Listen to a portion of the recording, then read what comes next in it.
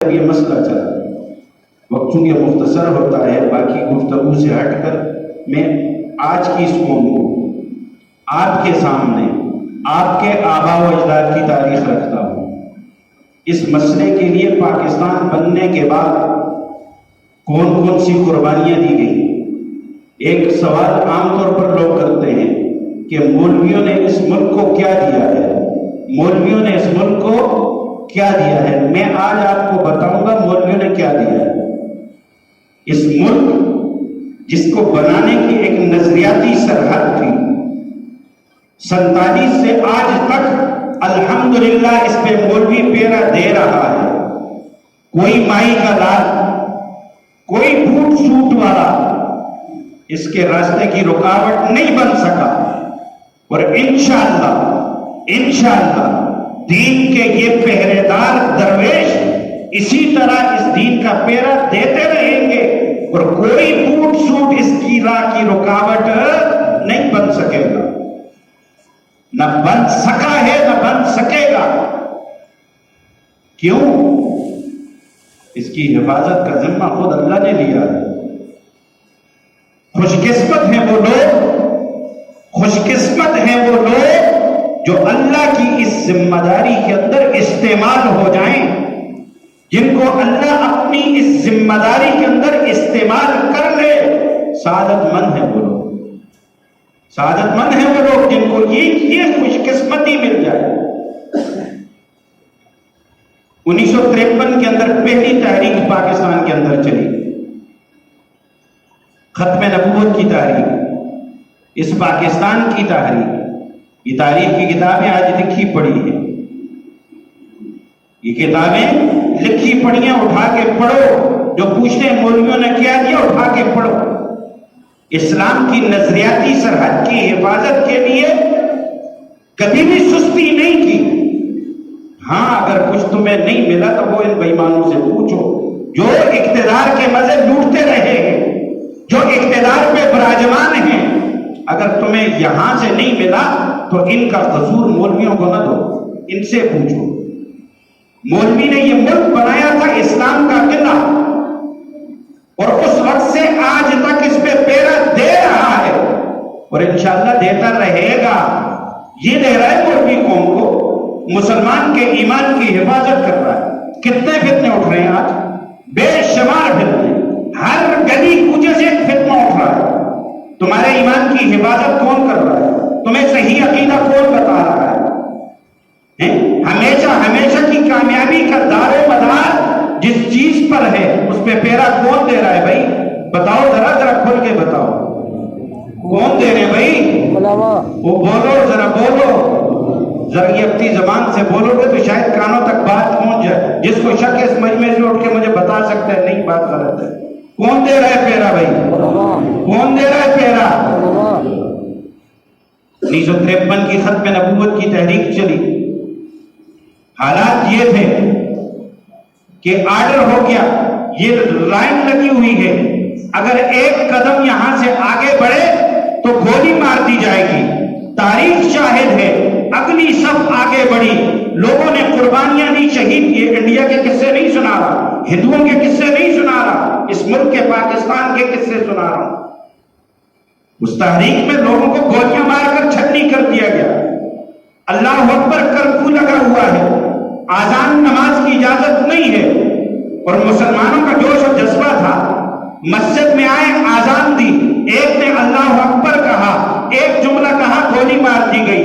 دوسرا آیا، اس نے اگلا جملہ کہا، گولی مار دی گئی۔ تیسرا آیا، اگلا جملہ کہا، گولی مار دی گئی۔ 9 کلمات پورے کرنے تک 9 مسلمان ڈھیر ہو چکے تھے۔ وہ مسلمانوں، یہ ہمارے آباء و اجداد کی قربانیاں ہیں دین کے لیے، کہاں پھر رہے ہو؟ آج کے ملعون اس پہ شب خون مارتے بیٹھے، آج کے ملعون، اور ہمیں پتہ ہی نہیں ہے۔ ہم اپنے اپنے پسینوں کے اندر ڈوبے ہوئے، ہم اپنے اپنے معاملات میں ڈوبے ہوئے۔ وہ ختم نبوت کے بعد میرے پاس بچے گا کیا؟ میرا اور آپ کے ایمان کے لیے بچے گا کیا؟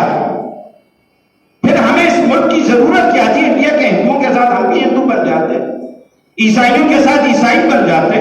اگر ختم نبوت نہیں ہے تو کچھ بھی نہیں ہے، پھر کیا بچے گا؟ کچھ بھی نہیں بچے گا. ہمارے بڑوں نے قربانیاں دی ہیں. لاہور کے اندر بارات جا رہی ہے. بھئی یہ میں کوئی افسانوی باتیں نہیں سنا رہا، حقیقت سنا رہا ہوں. کتابوں میں لکھ کے یہ درج ہے واقعہ.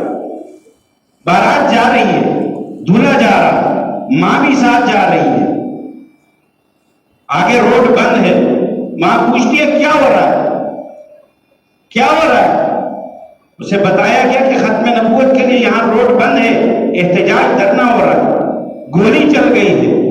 وہ ماں نیچے اترتی ہے، اپنے بیٹے کے پاس جاتی ہے، اس کے یہ دونوں بٹن کھولتی ہے، یوں سینہ کھولتی ہے. اسے کہتی ہے جا بیٹا، جا بیٹا، سینے پہ گولی کھا کے آنا ختم نبوت کے لیے. کل قیامت والے دن تیرا نکاح حور عین کے ساتھ جنت میں ہوگا اور تیرا نکاح پڑھانے والا محمد الرسول اللہ ہوگا. اور یہ ہمارے جذبے تھے مسلمانوں، یہ ہمارے بڑوں کے جذبے تھے، یہ ہمارے ساتھ ہو رہا. ایک ترخان اپنی دکان کے اندر بیٹھا ہوا وہ لوہا کوٹ رہا ہے، کلہاڑی تیز کر رہا ہے. اتنے میں سے ایک مبلغ آ گیا، عیسائی قادیانیوں کا ایک مبلغ آیا اور اسے آ کر دعوت دیتا ہے کہ مانو کہ مرزا قادیانی نبی ہے. وہ اپنا کام کر رہا ہے، یوں اپنے ہتھوڑے پہ ضربیں لگا رہا ہے. بھائی ذرا توجہ، وہ اپنے ہتھوڑے پہ یوں ضربیں لگا رہا ہے اور یہ اس کو دعوت دے رہا ہے. جب اس کا ہتھوڑا بالکل تیز ہو گیا نا تو پکڑ کے نیچے گرایا اور اس کی گردن پہ وہ ہتھوڑا رکھا. اس نے کہا بولو مرزا قادیانی دجال کذاب ہے. وہ ڈر گیا، اس نے کہا دجال کذاب ہے. اس نے کہا کہو بےایمان ہے. اس نے کہا بےایمان ہے. اس نے کہا کہو جہنم کا ایندھن ہے. اس نے کہا جہنم کا ایندھن ہے. وہ اسے اٹھایا یوں اوپر، اس کے ہاتھ میں کلاڑا دیا اور اسے کہا رکھ میری گردن پہ، ٹوٹے ٹوٹے کر دے. خدا کی قسم میں پھر بھی یہی کہوں گا کہ محمد الرسول اللہ آخری نبی ہے، اس کے بعد کوئی نبی نہیں ہے. یہ میرے اور آپ کے جذبات تھے. ہم کہاں پڑے ہیں، ہم کہاں پڑے ہیں؟ روزانہ کوئی ایمان اٹھ کے ختم نبوت پہ ٹاکے زن ہوتے ہیں. میں اور آپ کہاں پڑے ہیں؟ اور مسلمانوں یہ ہمارے جذبات تھے. امین گیلانی شاعر اسلام امین گیلانی ختم نبوت کے جیل کے اندر لے گئے انہیں، جیل کے اندر بند کیا. چھوٹا بچہ، بیوی اور ماں، بوڑھی ماں بھی ساتھ آ گئی. ماں بیٹے کو دیکھ کے رونے لگی. تو جو جیل سپرنٹینڈنٹ تھا اس نے فوراً وہ معافی نامہ آگے کیا کہ اس سے دستخط کر دیں معافی نامے کا، ہم ان کو چھوڑ دیتے ہیں. تو ماں نے دیکھا، اس نے کہا وہ بےایمان پیچھے ہٹا، اگر میرے 10 بیٹے بھی ہوتے تو ختم نبوت پہ قربان کر دیتی. روئی تو اس لیے ہوں کہ ماں ہوں، بیٹے کو ساتھ میں نہیں دیکھ سکتی، ورنہ میرے 10 بیٹے ہوتے تو اس مشن پہ قربان کر دیتے. حضرت عطا اللہ شاہ صاحب بخاری رحمہ اللہ جنہوں نے اس مسئلے پہ پیرا دیا، اللہ اکبر. حضرت عبید اللہ درخواستی رحمہ اللہ مدینہ شریف تشریف لے گئے. مدینہ کے اندر خواب دیکھتے ہیں، آپ صلی اللہ علیہ وسلم خواب میں تشریف لاتے ہیں. حضرت عبید اللہ درخواستی رحمہ اللہ سے کہتے ہیں جب ہندوستان واپس جاؤ نا تو میرے بیٹے عطا اللہ کو میرا سلام کہنا. کیا کہنا؟ وہ مسلمانوں سنو، ذرا دل کے کانوں سے سنو. آج ہم اپنے اپنے فلسفوں میں ڈوبے ہوئے ہیں، ہر ایک اپنے اپنے فلسفے میں ڈوبا ہوا ہے. حقیقت کیا ہے ذرا سنو.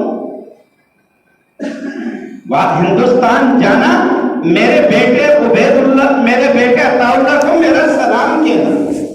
یہ ختم نبوت کے پیرےداروں کے اعزاز ہیں. قاضی احسان شجابادی رحمہ اللہ جیل کے اندر بند ہیں، بیٹے کا جنازہ نہیں دیکھا. باپ کا جنازہ تھا، باپ کا جنازہ تھا، کلکتہ کے اندر بند کر رکھا ہے. کہتے ہیں مجھے باپ کے جنازے کے لیے اجازت دے دو. تو اس نے معافی نامہ آگے کیا. اس نے کہا باپ کا جنازہ پڑھنا ثواب ہے، یہ میرا ایمان ہے، میں باپ کے جنازے کے لیے ایمان کا سودا نہیں کر سکتا. ہمارے وفا کا مرد جری غلام غوث ہزاروی رحمہ اللہ، مردان کے اندر ایک شخص نے کہا، وہ مرزا غلام احمد قادیانی کا متبع تھا اور اس حد تک تھا، اس نے کہا جو بھی بات کرے گا میں گولی ماروں گا. اور وہ پسٹل لے کے پورے مردان کے بازار میں پھرا کرتا تھا. حضرت کو یہاں پتا چلا، وہاں جا کے چوک میں کھڑے ہو گئے اور چوک میں کھڑے ہو کے اعلان کیا کہ میں غلام غوث ہزاروی وفا سے آیا ہوں اور میں یہ اعلان کرتا ہوں کہ مرزا قادیانی دجال ملعون کذاب ہے. میں یہ اعلان کرتا ہوں، آؤ جس کی ہمت ہے مجھے گولی مارو۔ ہمارے اکابر نے یہ قربانیاں دی ہیں۔ ایک ہی بیٹا تھا زین العابدین، ایک ہی بیٹا تھا زین العابدین، وہ بیٹا فوت ہو گیا، وفا کے اڈا میں پہنچے، قادیانیوں کے خلاف مناظرہ ہو رہا ہے، بالا کوٹ میں حضرت وہاں تشریف لے جا رہے ہیں، پیچھے سے بندہ دوڑتا ہوا ہے، حضرت جس بیٹے کو بیمار چھوڑ کے آئے وہ فوت ہو گیا، ایک ہی بیٹا ہے۔ شفقت پدری میں تھوڑا رکے، پھر کہا جاؤ اس کا کفن دفن کا انتظام کرو۔ وہ کسی نے کہا حضرت آپ کا بیٹا ہے، نے کہا کہ کل جب نبی کریم صلی اللہ علیہ وسلم میدان محشر میں کھڑے ہوں گے، مجھ سے سوال کریں گے غلام دوست، میری ختم نبوت کا پیرا چھوڑ کر تم بیٹے کے جنازے کے لیے چلے گئے تو میں کیا جواب دوں گا؟ جاؤ اسے کفن دفن کر کے اللہ کے حوالے کر دو۔ میں واپس یہ ہمارے بزرگوں کی قربانیاں پوچھتا، مولویوں نے کیا دیا ہے؟ مولویوں نے اس ملک کو کیا دیا؟ تمہارا ایمان آج جو لا الہ الا اللہ پڑھتے ہو، آج جو تمہارا ایمان محفوظ ہے، اگر یہ لوگ یہ کام نہ کرتے، آج میں اور آپ بھی قادیانی کے کوئی متبعین یہاں بھی بیٹھے ہوتے اور جہنم کا ایندھن بنتے۔ اگر یہ لوگ نہ ہوتے تو بھائی ان کی قربانیاں ہیں، ان کی قربانیاں ہیں۔ اللہ اکبر۔ ہمارے بزرگوں میں شانور کشمیری رہے، آخری بات سنا کے بعد ختم کرتے ہیں۔ بہاولپور کے اندر ایک مقدمہ چلا۔ مقدمہ یہ ہے کہ ایک شخص مولوی خدا بخش، اس کی بیٹی نے دعویٰ کیا کہ میرا خاوند وہ قادیانی ہو گیا ہے، لہذا وہ اس دائرہ اسلام سے خارج ہے اور میرا نکاح تنسیخ نکاح کر دیا جائے۔ اس نے یہ عدالت کے اندر دعویٰ کیا، مقدمہ چلا، وہاں کے علماء نے اس مقدمے کی پیروی کی۔ جب آخری وقت آیا، آخری ریمارکس کے لیے، تو انہوں نے آپس میں مشورہ کیا۔ مولانا صادق الرحمان گھوٹوی رحمۃ اللہ، بڑے بزرگ وہ وہاں سے اٹھے اور دارالعلوم دیوبند تشریف لے گئے، اور اس وقت علم و عمل کے پہاڑ اور مسلمانوں کے سرپرست شانور کشمیری رحمۃ اللہ ان کی خدمت میں حاضر ہوتے ہیں، اور حالت یہ ہے کہ حضرت نقاہت کی وجہ سے، خونی بواسیر کی وجہ سے انتہائی بیمار ہے، اور ڈاکٹر نے سفر سے قطعی منع کر رکھا ہے کہ سفر نہیں کرنا، اور دوسری طرف حج کا بھی بلاوا ہے، اور ادھر سے بھی پیغام جاتا ہے کہ حضرت یہاں یہ معاملہ ہے۔ جب یہ معاملہ سنتے ہیں، شانور کشمیری رحمۃ اللہ یہ معاملہ سنتے ہیں تو کہتے ہیں کہ جی میں نے بہاولپور جانا ہے، اپنی صحت کو بھی نہیں دیکھنا، حج کو بھی نہیں جانا، بہاولپور جانا۔ حضرت وہاں پہنچتے ہیں، اس حالت میں، اس بیماری میں بہاولپور کی عدالت میں جاتے ہیں، وہاں جا کر اس مقدمے میں پیش ہوتے ہیں، اور مسلمانوں سے ایک جملہ کہتے ہیں جو بھی میں نے آپ کو پہلے سنایا تھا۔ وہ جملہ دل پہ لکھنے کا ہے، میرے اور آپ کے لیے وہ جملہ دل پہ لکھنے کا ہے۔ وہ فرماتے ہیں کہ مسلمانوں سن لو، خدا کی قسم، چند گھڑیاں جو ختم نبوت کے کام کے اندر استعمال ہوئی، انشاءاللہ میں یقین سے کہتا ہوں کل قیامت والے دن نبی کریم صلی اللہ علیہ وسلم کی شفاعت ضرور نصیب ہوگی۔ اس لیے یہ ختم نبوت کا کام اپنے دل کی تختیوں پہ لکھ لو، اس میں کوئی پارٹی بازی، کوئی سیاست، کوئی ملازمت انوالو نہیں ہوگی۔ ختم نبوت سب سے پہلے ہے، ختم نبوت سب سے پہلے۔ اور پھر فرمایا اگر ہم ختم نبوت پہ پیرا نہیں دے سکتے، اگر ہم ختم نبوت پہ پیرا نہیں دے سکتے تو گلی کا کتا ہم سے افضل ہے۔ وہ کسی نے پوچھا حضرت گلی کا کتا کیوں؟ انہوں نے کہا کہ جو ٹکڑا کتے کو ایک آدمی ڈال دیتا نا، یہ چھوٹا سا ٹکڑا، تو وہ کتا بھی اس گلی کے اندر اپنے مالک کی گلی میں کسی انجان کو نہیں چھوڑتا، وہ کتا بھی اپنی گلی میں، اپنے مالک کی گلی میں انجان کو نہیں چھوڑتا۔ مجھے اور آپ کو تو جہنم سے خلاصی نبی کے طفیل ملی ہے، ہم اس کتے سے بھی برتر ہوں گے اگر اس کی حفاظت نہ کر سکے۔ یہ انتہائی اہم کام ہے ختم نبوت، ہم نے اس کا پہرا دینا ہے۔ کیا کرنا ہے؟ جب جج کے سامنے ریمارکس دیتے ہیں دوسری طرف قادیانیوں کا وکیل کھڑا ہے، جج بھی سامنے کھڑا ہے. جب دلائل دونوں طرف کے چلتے ہیں، جب وہ بیٹھ جاتا ہے نا ان کا وکیل، تو آخر میں شانور کشمیری رحمہ اللہ اٹھ کے کہتے ہیں، او جلال الدین، اگر اب بھی تمہیں بات سمجھ نہیں آئی تو خدا کی قسم تو کہ میں تجھے کھلی آنکھوں کے ساتھ مرزا قادیانی جہنم میں جلتا ہوا دکھا سکتا ہوں. یہ اللہ والے تھے، انہوں نے کہا تو کہ اپنے مد مقابل وکیل کو کہتے ہیں. یہ کوئی جذباتی باتیں نہیں ہیں، ذرا سمجھو. اگر یہ بات نہ ہوتی، وکیل ہوتا ہے، شاطر ہوتا ہے، اگر یہ بات نہ ہو سکتی تو وہ فوراً اٹھ کے کہہ دیتا کہ جی ثابت کرے، اور اگر ثابت نہ ہوتی تو اس کا مقدمہ جیت جاتا. حضرت نے کہا کہ میں تمہیں دکھاتا ہوں کھلی آنکھوں کے ساتھ کہ مرزا قادیانی جہنم کے اندر جل رہا ہے. مجھ سے پوچھو، میں دکھاتا ہوں. وہ جج اٹھا نہیں، وہ وکیل نہیں اٹھا، بیٹھ کے بعد میں ایک مرید نے پوچھا.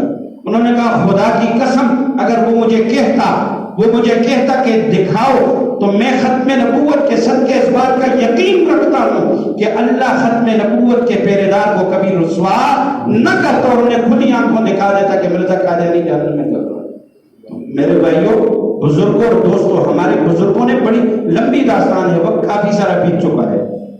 یہ ہمارے بزرگوں کی قربانیاں ہیں.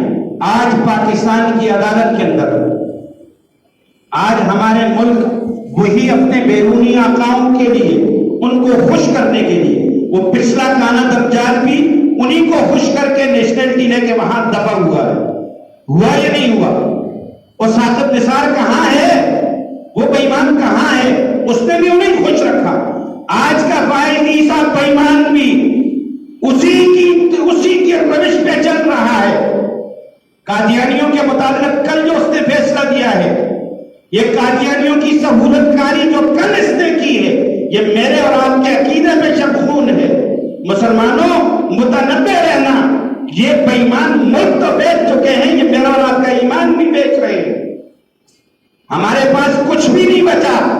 لے دے کے ایک لا الہ الا اللہ ہے، ایک سچا عقیدہ ہے، یہ بھی بے ایمان بیچ رہے ہیں.